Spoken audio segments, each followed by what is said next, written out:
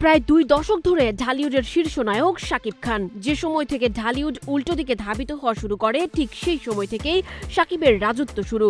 দীর্ঘ 2 দশকে ঢালিউডে অনেক নায়কই সম্ভাবনা জাগিয়েছিলেন, কিন্তু টিকে আছেন শুধু শাকিব খানই।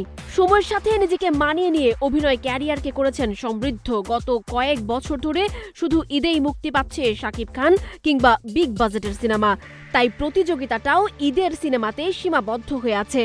প্রায় নিষ্প্রভ হয়ে যাওয়া নিজের চলচ্চিত্র ক্যারিয়ারকে শাকিব খান চাঙ্গা করেছিলেন প্রিয়তমা সিনেমার সাফল্য দিয়ে। এরপর তুফান সিনেমা দিয়ে ধারাবাহিকতা বজায় রাখলেও চলতি ঈদে শাকিবের পর্দা উপস্থিতি হতাশাজনক বলেই মন্তব্য করছেন দর্শকরা।